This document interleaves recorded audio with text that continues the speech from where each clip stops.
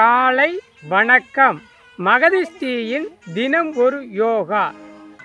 இன்று குப்த ஆசனம். இந்த குப்தாசனம் எப்படின்னா, பத்மாசனத்தில் முதல்ல உட்காந்து குப்புறப்படுத்து ஓய்வு எடுக்கிறது பேர் தான் அந்த குப்தாசனம். இதில் நிறைய பலன்கள் இருக்குது. மறுபடியும் பலன்களை பார்ப்போம். 2 முறை செய்ய போகிறோம். அதை உங்களுக்காக 2 முறை செய்து காட்ட போகிறோம். அதுக்கப்புறம் அந்த பலன்களை பற்றி மறுபடியும் பார்க்க போகிறோம். சரிங்களா? இப்போ யோகாங்கிறதே ஒரு மிகப்பெரிய கலை தான். உடல் வளர்த்தேன் உயிர் வளர்த்தேன் என்னும் திருமூலரின் பொன்மொழிக்கேற்ற இந்த ஆசனங்களை உங்களுக்காக மகதிஷ்டி தினம் ஒரு யோகாவில் தினமும் காலை 5:30 மணிக்கு வெளியிடுகிறோம். அனைவரும் பார்த்து மகிழுங்கள். பார்த்து மகிழ்ந்து மட்டுமல்ல, மற்றவர்களுக்கும் சொல்லி, நீங்கள் மட்டும் பார்த்தால் பத்தாது, மற்றவர்களுக்கும் சொல்லி மற்றவர்களும் பயன்பெற இந்த ஆசனங்களை அனைவருக்கும் சொல்லுங்கள். இந்த திருமூலரின் பொன்மொழியை நாங்கள் பின்பற்றுகிறோம், நீங்களும் பின்பற்றுங்கள், மற்றவர்களுக்கும் சொல்லி மகிழ்விக்குங்கள். உடல் வளர்த்தேன் உயிர் வளர்த்தேன் என்ற திருமூலரின் பொன்மொழிக்கேற்ப அனைவரும் இந்த யோகாசனங்களை செய்து பழகுங்கள். இப்பொழுது உங்களுக்காக மகதிஷ்டி அவர்கள் எளிய உடற்பயிற்சி செய்து அதன் பிறகு இந்த குப்தாசனம் செய்வது எப்படி என்பதை செய்து காட்டப் போகிறார்கள். இப்பொழுது கவனியுங்கள். தாளாட்டுகிறார்கள் கால்களை. எளிய உடற்பயிற்சிகளை உங்களுக்காக செய்து காட்டிக் இருக்கிறார்கள். அவர்களே அவர்கள் வாயாலே அதை பொழுது சொல்லுவார்கள் என்ன செய்கிறார்கள் என்று. தொடருங்கள், வர்ணனையை தொடருங்கள். மகதி அவர்களே, நீங்களே சொல்லி தொடருங்கள்.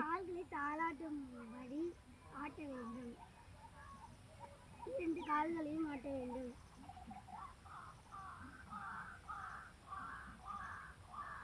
அதன் பிறகு கால்களை கீழே படிய வைக்குமாறு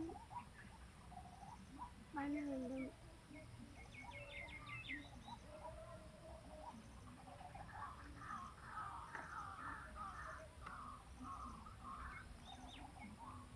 கால்களை 2 முறை அசைக்க வேண்டும்.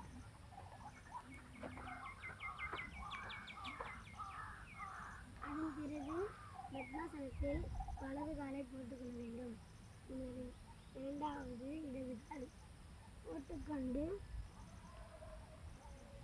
மெதுவாக இப்பொழுது உட்கார்ந்து படுத்து கொண்டார்கள். கைகளை மெதுவாக மடக்கி ஒரு பக்கமாக தலையை திருப்பி ஓய்வெடுக்க வேண்டும். எண்ணிக்கை 20 எண்ணிக்கை. இதெல்லாம் கொஞ்சம் நிறைய நேரம் போகலாம். அதனால் எண்ணிக்கை 20 எண்ணிக்கையாக பயன்படுத்துகிறோம். 1 2 3 4 5 6 7 8 9 10 11 12 13 14 15 16 17 18 19 20. சிறிது கண்களை மூடி தியான நிலைக்கு செல்ல வேண்டும். ஒரு 5 மூச்சு அளவுக்கு தியானமுக்கு செல்ல வேண்டும். இந்த 5 மூச்சு எப்படி இருக்க வேண்டும் என்றால், சுவாசத்தை மூச்சு உள்ளே எடுக்கும் மூக்கு வழியாக சுவாசம் எடுக்கும்போது முதலில் அடிவயிறு நன்றாக நிரம்பி வெளியே வர வேண்டும். அப்புறம் நெஞ்சு நன்றாக நிரம்பி வெளியே வேண்டும். தொண்டைக்குழி, அப்புறம் மூக்கு வழியாக நிறுத்தி அப்புறம் மெதுவாக மூச்சை வெளியே விட வேண்டும். அப்புறம் மூச்சு உள்ளார இழுக்கும்போது மெதுவாக இழுக்கும்போது வயிறு நன்றாக உள்ளே செல்லும். உள்ளே வெளியே விடும்போது வயிறு மெதுவாக சுருங்கி அடிவயிறு சுருங்கி அப்புறம் மூச்சு காட்ட வெளியே தள்ள வேண்டும். இப்படி வைத்துக்கொள்ள வேண்டும். உங்கள் சுவாசங்களை இயல்பாக வைத்துக்கொண்டு இருந்தீர்கள்னா இதே மாதிரி இயல்பாக மூச்சு இழுக்கும்போது வயிறு வெளியே வர வேண்டும். மூச்சு வெளியே தள்ளும்போது வயிறு சுருங்க வேண்டும். இப்படி இயல்பாக வைத்தால் ஆயுட்காலம் அதிகரிக்கும்.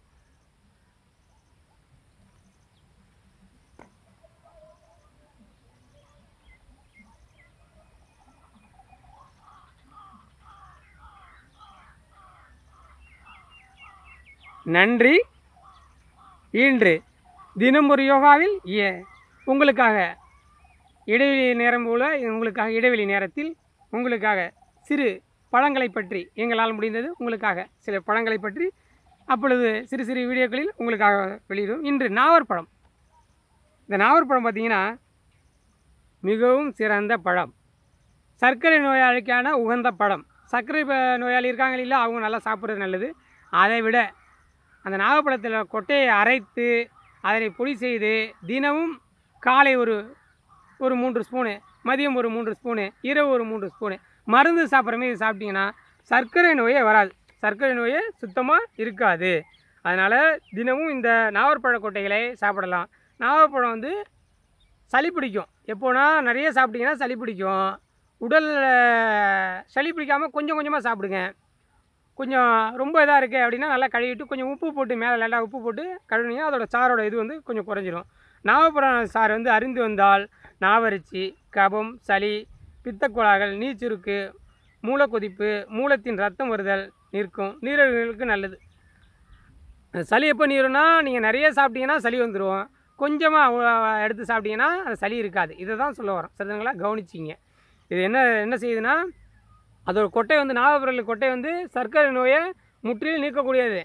நாவப்பழ கொட்டைன்னா இப்போது சுகர், அதாவது சுகருங்கிற டயபெட்டிஸ், இன்றைக்கி எல்லாம் மருந்து மயமாக்கப்பட்ட டயபெட்டிஸ் என்ற எல்லா ஆட்கொள்ளப்பட்டு உள்ளது. இந்த சர்க்கரை வந்து இது பண்ணுறதுனால நிறைய பேருக்கு வந்து இன்றைக்கி யாரை கேட்டாலும் 170 பேர் வந்து சர்க்கரை நோயாளியாக இருக்காங்க. காரணம், நம்மளோட உணவு பழக்க வழக்கம் சரியில்லாமல், உணவுகள் வந்து சரியான நேரத்தில் சாப்பிடாமல், பசிக்கும் போது பசித்து புசி அப்படின்னு சொல்லியிருக்காங்க. ஆடுதுறை இயக்க மருத்துவத்தில் பசித்தால் புசி, அதாவது பசிக்கும் போது மட்டும் சாப்பிடுங்க, தேவையான போது மட்டும் தண்ணி குடிங்க. தண்ணி ஒரு நாளைக்கு ஒரு 2.5 லிட்டரு அப்படிங்கிறத 2.5 லிட்டர் அளவுக்கு ஒரு டம்ளர் அப்படி சப்பி சாப்பிடுங்க, தண்ணியை வந்து சப்பி சாப்பிடுங்க அப்படின்னு நிறைய சொல்கிறாங்க.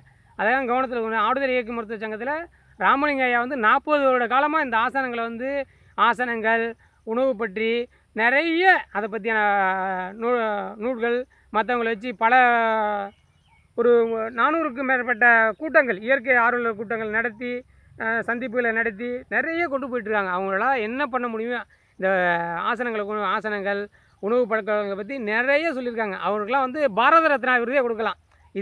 இந்த வீடியோ மூலயமா பாரத பிரதமர் மோடி ஐயா அவர்களுக்கு, அவர் பாரத பிரதமர் அவர்கள் பாரத ரத்னா விருதே கொடுக்கலாம். உண்மையிலேயே ஒரு சிறிய கிராமத்தில் இருந்து ஒரு ஆசிரியராக இருந்து ஓய்வு பெற்ற பிறகு 40 வருட காலம் இந்த ஒரு ஆசனங்களை வெளிக்கொண்டு ஆசனங்கள் மற்றும் இயற்கை உணவுகளை பற்றி நிறைய நோய் நீக்கக்கூடிய விஷயங்களை சொல்லி கொடுத்துருக்காங்க. நிறைய விஷயங்களை, உணவே மருந்து அப்படிங்கிற ஒரு விஷயத்தை மட்டும் சொல்லியிருக்காங்க, வேறு எதுவுமே சொல்லலை. அவரும் அந்த ஐயாவும் அதை கடைப்பிடித்து அவருக்கு வந்து நோய்கள்லாம் நீக்கி மற்றவங்களுக்கு ஒரு உதாரணமாக இருந்திருக்காங்க. உதாரண புருஷன் அப்படிங்கிற இதே வச்சுருக்கலாம். ஒரு இயற்கை ஆர்வலர் மட்டும் இல்லாமல் பல விதமான நோய்களுக்கு மருந்துகளை வந்து சொல்லியிருக்காங்க. பல விதமான நூல்கள் நிறுவி பல விஷயங்களை சொல்லியிருக்காங்க. அதான் இந்த பாரத பிரதமர் அவர்களும் இந்த தமிழ்நாட்டோட முதலமைச்சர்களாக இருக்கக்கூடிய அனைவரும் இதை வீடியோ பார்த்து அவர்களுக்கு ஒரு கலைமாமணி விருதாச்சும், தமிழ்நாட்டை பொறுத்தவரை ஒரு கலைமாமணி விருதாச்சும் அவர் ஐயாவை கொடுத்து அவரை பெருமைப்படுத்தணும்னு அவர் இயல்பான காலத்தில் இருக்கும்போதே அவருக்கு ஒரு அந்த ஆசனங்களை இது பண்ணி கொடுத்துக்கணும்னு எங்கள் மகதிஷ்டி தினமொரு யோகா மூலமாக அவர்களுக்கு இந்த கோரிக்கையாக வைக்கிறோம். நீங்கள் மட்டும் அந்த மற்றவங்க யாராச்சும் இந்த பார்க்குறவங்க இருந்தீங்கன்னா இதை ஒரு தகவலாக நீங்களும் அவங்களுக்கு ஐயாவுக்கெல்லாம் கொண்டு போங்க. பாரத பிரதமருக்கும் இப்போ இருக்க முதலமைச்சர்கள் யாரோ ஒரு முதலமைச்சர் அவங்களுக்கு ஒரு கலைமாமணி விருதாச்சும் கொடுத்து அவரை கௌரவப்படுத்தணும். இது மூலயமா கேட்டுக்கிறோம். மீண்டும் ஒரு முறை உங்களுக்காக இந்த ஆசனத்தை மறுபடியும் செய்து காட்ட போகிறாங்க. குப்தாசனம், இது செய்கிற குப்தாசனம் செய்து காட்ட போகிறாங்க. செய்து காட்டுங்க. அதுக்கு முன்னாடி உடல் இலக்க பயிற்சி செய்து காட்ட போகிறாங்க. பாருங்கள்.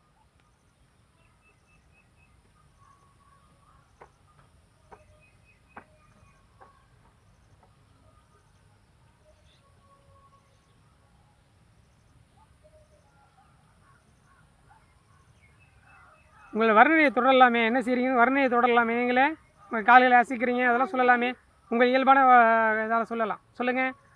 கால்களை தாளாட்டும்படி ஆட்ட வேண்டும்.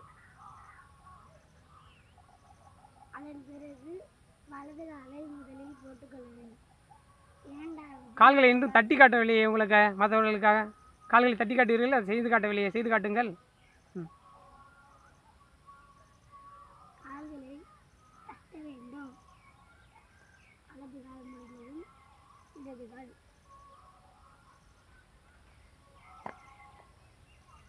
அதன் பிறகு வலது காலை எடுத்து போட்டுக்கொள்ள வேண்டும்.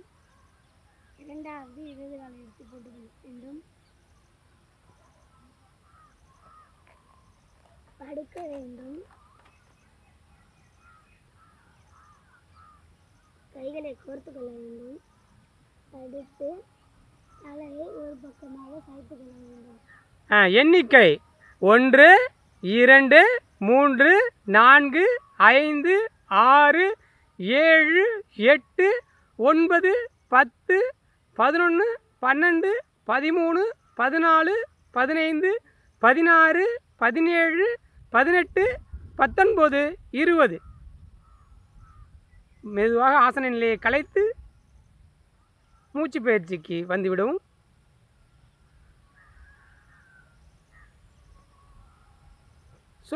சுவாசனத்திலே மூச்சு பயிற்சியை மேற்கொள்ளுங்கள். கண்களை மூடி 5 எண்ணிக்கை மூச்சு எண்ணிக்கை இப்பொழுது. மூச்சு எப்படி இருக்க வேண்டுமென்றால் உள்ளிழுக்கும்போது மெதுவாக வயிறு நிரம்பி நெஞ்சு நிரம்பி தொண்டைக்குழி வர வேண்டும். மூச்சு வெளியேறும்போது தொண்டையிலேருந்து வெளியேறி அப்படியே அடிவயிறுலேருந்து பொறுமையாக அடிவயிறு பொறுமையாக சுருங்கி அடிவயிறு உள்ளார வரைக்கும் போக வேண்டும். அப்புறம் நெஞ்சு குழியாக வெளியே வந்து தொண்டை வழியாக வெளியே செல்ல வேண்டும். வயிறான சுருங்கி இருக்கும். மூச்சு இழுக்கும்போது வயிறு நிரம்பி வெளியே வர வேண்டும். மூச்சு வெளியே தள்ளும்போது வயிறு நன்றாக சுருங்கி இருக்கும். இதுவே இயல்பான சுவாசமாக வைத்து கொண்டால் உங்களுக்கு ஆயுள் காலம் அதிகரிக்கும்.